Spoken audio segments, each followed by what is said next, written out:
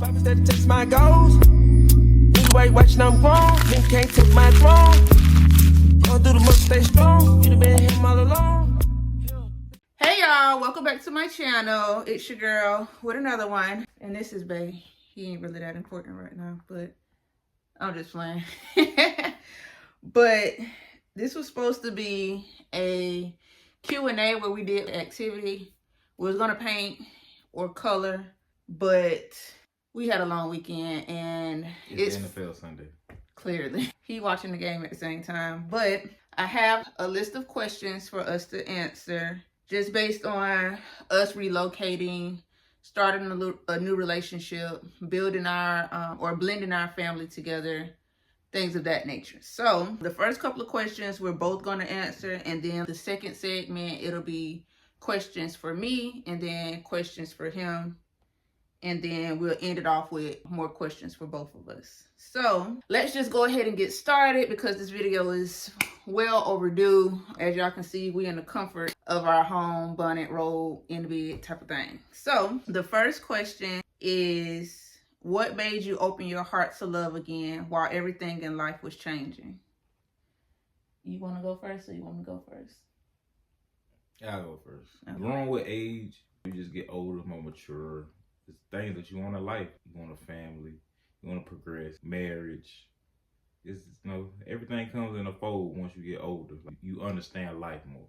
For me, what made me open my heart again to love was truly just taking time out for myself, because I had been single for a couple of years and I used those years to just really learn more about myself and what I truly wanted in a relationship. And I stopped trying to force the same things, the same morals, the same ideas and stuff onto other people.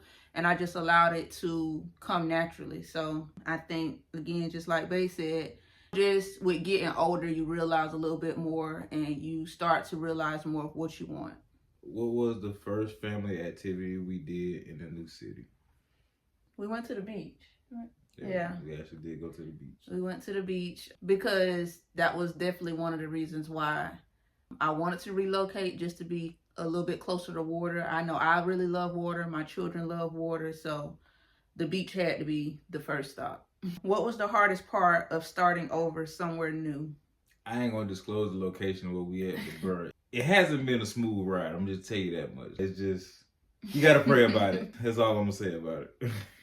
For me, the hardest part of moving somewhere new is not having as much support as I did back home. Granted, I didn't have a lot of support back home, but I did have at least 2 to 3 people that I could call and say, hey, I need a break with these kids. You know what I'm saying? Or I can't get off work right now. Can you take such and such to the doctor? Here, I don't have that. We move where it's pretty much just us. And traffic has definitely been hard because the distance that I travel to work, ridiculous.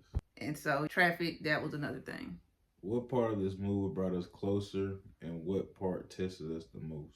With the move, like they said earlier in the last question, we got. It's just us. So we had no choice but to, what's the word I'm trying to say? Brought us closer? Basically, just coming together. There's no way around it. It's going to be us or nothing at all. So you gotta fight through the tough times. It's gonna get rough. It's gonna get stressful.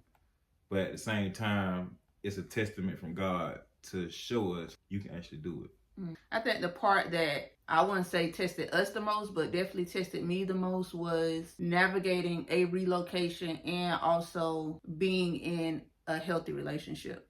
I feel like, and I heard somebody say this before, but it's like in my singlehood or my singleness, I feel like I was healed. But as far as getting back into a relationship, there's still some things that I had to learn, or that I'm still learning actually, just because it's new. I'm saying I'm so used to a certain way of being in a relationship that wasn't as healthy.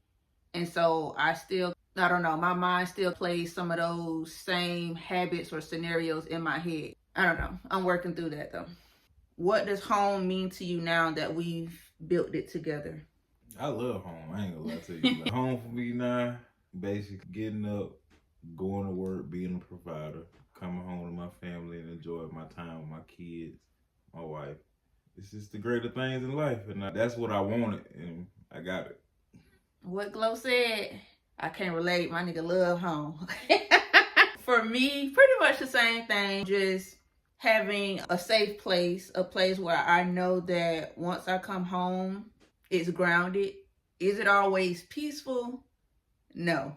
But I know at the end of the day, we all love each other. What was your biggest hope when we decided to relocate? That I'd be rich. Richer than the mother. You know what I'm talking about. Honestly, I think my biggest hope with relocating was definitely more financial opportunities, more opportunities for my children as far as education, social life, experiencing more of adventure and stuff. And so as far as their education goes, I'm definitely satisfied with that portion of it because I feel like they are in really, really good schools. I feel like they're in the top schools where we're at. So that I'm satisfied with that.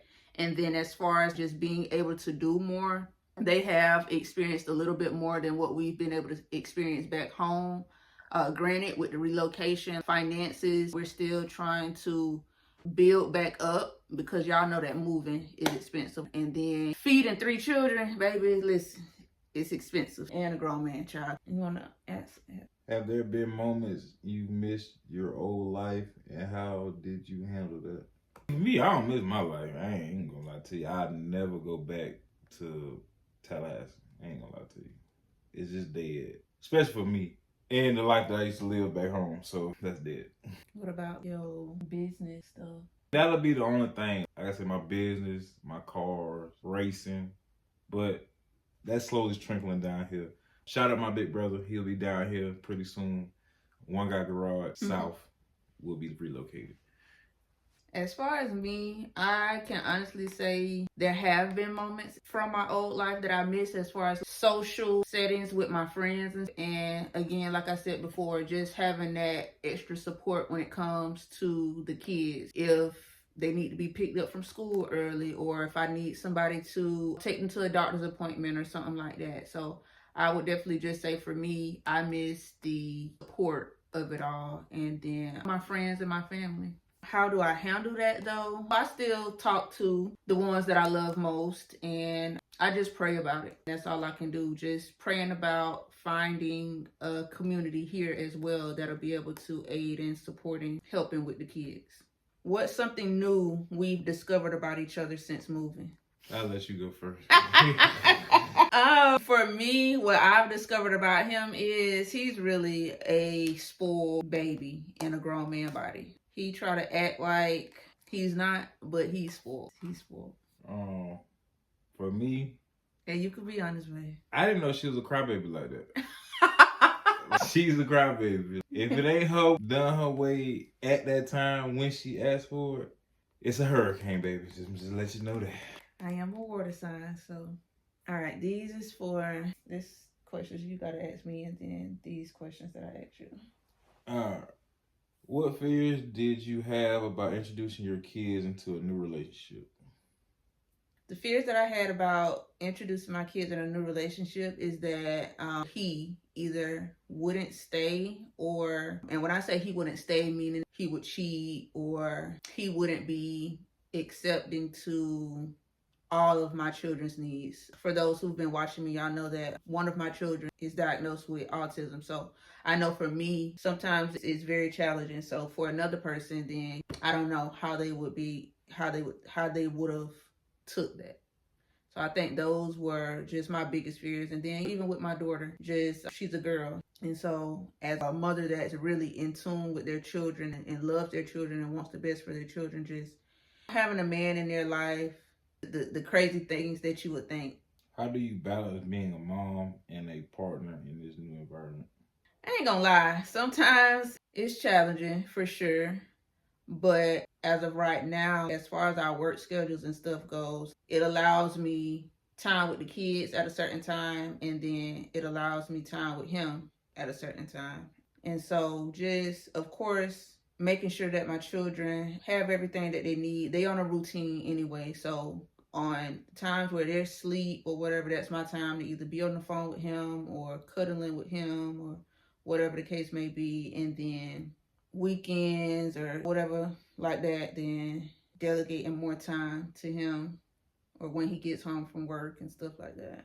What moments have shown you that your kids are adapting and feeling safe in a new chapter? What has shown me that they're adapting is how they're becoming more independent in their routine, and also they take up for him. Most of the times when I may be upset about something, they'll take up for him. And Love my babies. What's something your partner has done that made you feel supported as a mom? I can really appreciate that he actually does the pick up and drop off for the kids. I'll drop off one kid, but he pick up all of them after school and stuff like that, and making sure that they're fed. And he actually knows more of the teachers at Mackay School than I do, so that definitely helps me feel supported, because with me working a long distance from where I live, that's always a worry of mine. If my kids are safe or if something happens, who's going to be there to pick them up? So I definitely feel supported in that way when it comes to being a mom. And so these are questions for Bay, and y'all are still kind of getting to know him, but I came into the relationship with kids. Bay doesn't have any biological kids of his own yet. So what was it like stepping into a relationship where kids were already a part of the picture? You single mom. I'm going to say that for another segment. Like I said, previously in the past, I've been with women that have had kids before. So it's not an issue for me. You know what I'm saying? And even with my child with autism, my uncle is diagnosed with autism, schizophrenic, stuff like that. So I'm used to the mannerisms and stuff like that. So it wasn't really a big turnaround for me, because it was something that I was always used to. So no real issue there. How has being around the kids changed your idea of family or love? Not really a big change. I always want kids. I love kids. Like, my mama will tell you, I used to just keep people kids. They need to do something. Oh, bring the baby over here, I watch them. Or I always been that type of adult or man, per se. What has been the most rewarding part and the most challenging part of blending into family life? Rewarding part, just coming home, putting a smile on my kids' face. They happy to see me when I get home. Or it be some days, well, Dad, why you gotta go to work? Why you just can't stay home? Or stuff like that just make me feel good. I'm actually making them happy. They actually want me around. Things like that. What was that second part? The most challenging part, every child has a different phase or attitude. You know what I'm saying? So you have to balance it between them. The oldest one, my girl, sweetheart, love her to death. She always gonna take up for daddy. So that's no worries in the world. Even Michi. At first, Michi, he didn't do me at first. He didn't want me hugging his mama, all that. Now, I can't keep him off me. That's just how he is. My baby boy, Brylan, aka Mr. Snitch. He's gonna tell I'm telling you right now, you can be like, you just drop something on the floor. Oh, mommy, daddy dropped this on the floor. So with him, it's like, and you ain't getting nothing past Brylan. Nothing past Brylan. You know what I'm saying? He gonna report everything that need to be reported, and the shit that don't need to be reported, he gonna report it. And once again, like I said, he's just like his mama. He's a water sign. He's a crybaby. Any little thing can make him cry. You can tell him, he be like, I want oatmeal. Well, Brylan, we ain't got no milk right now. It's just one of those, but I love him to death. So toddler stages. Yes. What helps you feel confident in your role in our family?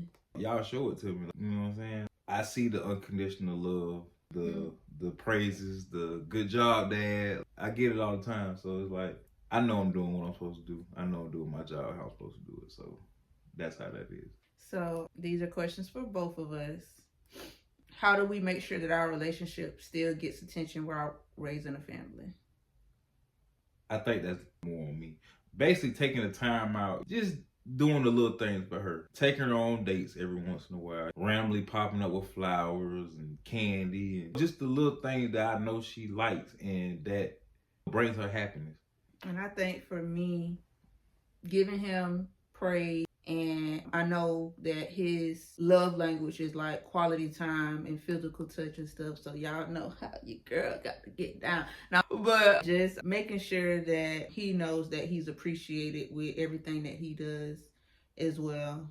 You gonna ask? Oh, you want me to ask? Oh, when we hit challenges, how do you prefer we communicate and reconnect? You want me to answer? When we hit challenges, I am probably the one who wants us to sit down or have a detailed discussion about what it is that's challenging and what are ways that we can compromise in that challenge to reconnect. But I was saying earlier, I am still navigating how to communicate certain needs or communicate when I'm having an intense feeling, because previously I was just so used to either being ignored or shut down or somebody just saying, oh, it's not that big of a deal type of thing. And so I would just shut down myself and not even want to communicate, thinking that by me just not saying nothing, then it'll blow over eventually at some point. So I'm learning how to navigate out of that and be a little bit more open to communicating exactly what I feel. For me, I don't like conflict. We got a problem, let's solve it now, nip it in the bud, let's get it over with. Because I hate carrying stuff over. Because when a new day starts, I want to start a new day. I don't want to hear about tomorrow. I don't want to hear about last week. So that's where I come into the point, hey, let's just figure this out. Because it's stressful on a person to know that I'm dealing with stuff at home. Then that stuff at home carries on to work. Then work is already stressful. So now it's just problems compound on top of problems. Then you go back home and you're taking that energy back into the home. So I think for us, just talking it out and reminding each other that it's not. Okay, y'all, so I had to clear some storage because it got full. But I think the last question we had left off on was, how do we prefer to communicate and reconnect? But I think we answered it, if I'm not mistaken. I hope we did. So the next question is, what helps you feel seen and appreciated in this relationship? Well, feel seen and appreciated. I just, that refers back basically to praise. You know what I'm saying? Giving a big high five, hand claps, praise for doing the right things, doing what you're supposed to do. Just putting a smile on y'all faces for the most part. I think for me, what helps me feel seen and appreciated is when he notices the shift in my energy or the shift in my moods, and he asks me, hey, babe, you all right? What's going on? You know, and I'm able to vocalize how I'm feeling in that moment if I know how I'm feeling. Because sometimes shit just be, it just be shifting and I don't be knowing why sometimes. So just him being able to recognize when my energy is not the same and making sure he hugs me and kisses me and tells me that he loves me and stuff like that.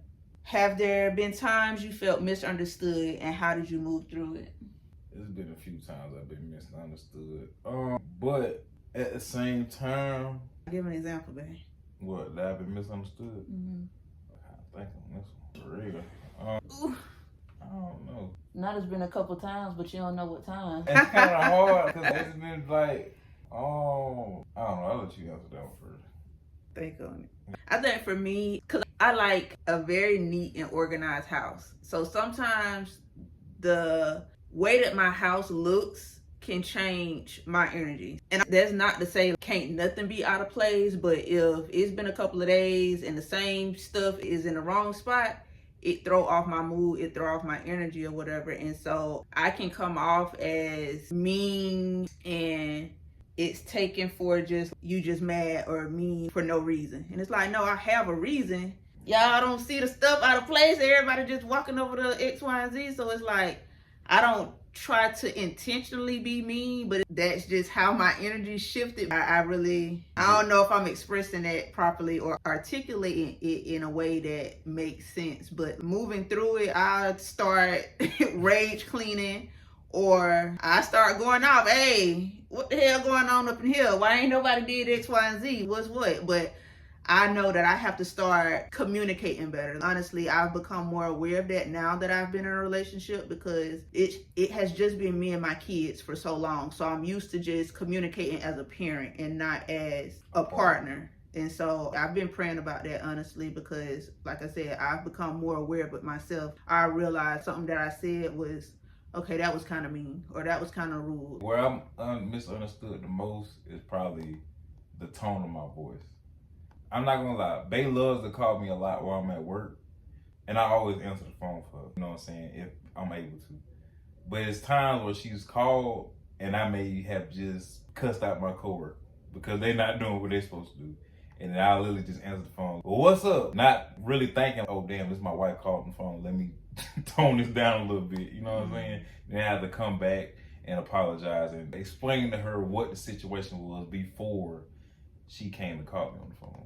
All right. What do you need from me when life feels overwhelming or uncertain? Everything. I need you 1,000%. Like she said, I am probably one of the grownest, spoiled men that you probably have ever met. When I'm going through life and life is hitting me, I need 1,000% of you. I need you, you know what I'm saying? Because I don't know what to do. I ain't gonna lie. When I need help, or I'm gonna cry for help, I need you. Hey, I don't know what's going on. Can you please come help me? Save me, please. That's the type of person I am. For me, I think that I definitely need to just be in his arms, because I feel like once I'm in his arms, it helps my nervous system to calm down. Because sometimes my anxiety just be going crazy. But then once we cuddle or we hug or he just tell me that he loves me, it slows that rhythm down.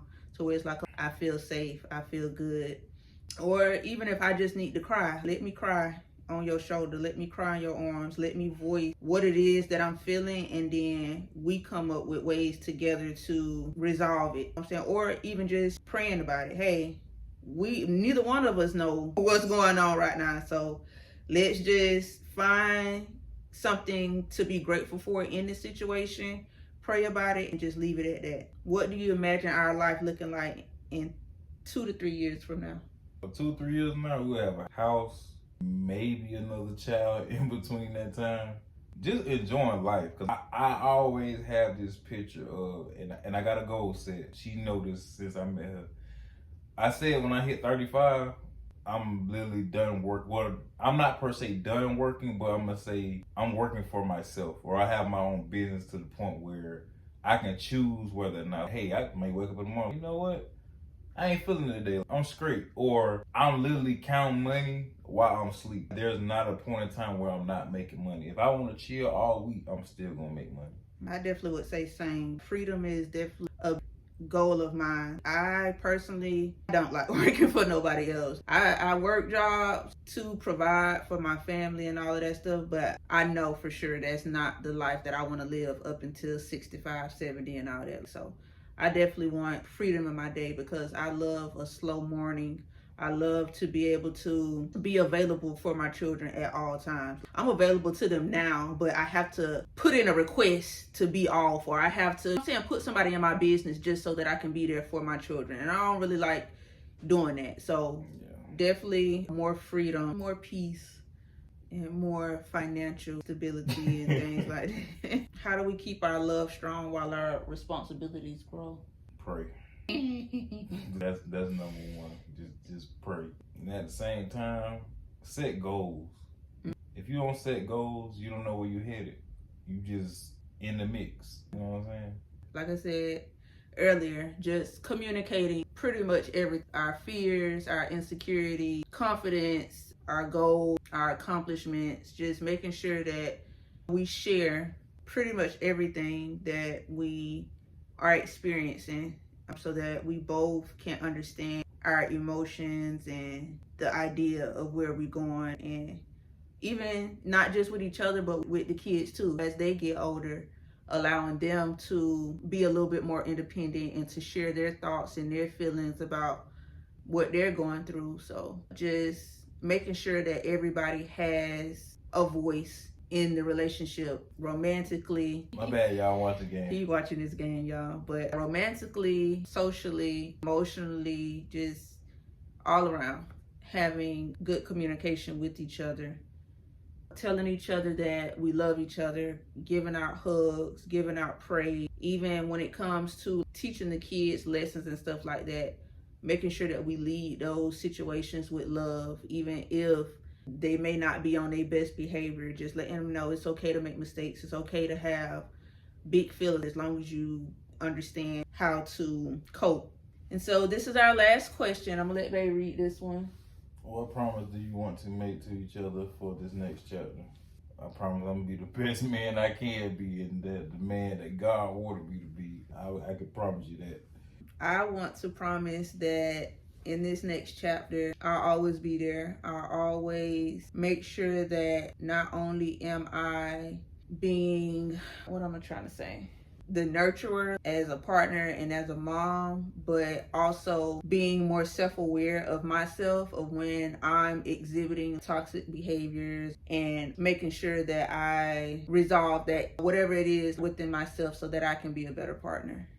Amen. And so this upcoming season is holiday season, and this will be our first holiday season together. So I'm extremely excited for the things that we'll experience, the memories and all of that stuff. So just being there for one another. Keep watching this game. So that was the end of our questions, and so hopefully you guys enjoyed this video. If y'all have any other questions that y'all would like us to answer, feel free to leave a comment down below, or you can even write me on Instagram. My Instagram is xo.landicia. To be real, I've been taking breaks from my platforms. So that concludes this video. Make sure that you like, comment, and subscribe. Also share the video if you felt like these questions could either help somebody else navigate in their journey of relocation, blending a family, and just things of that nature. So see you later.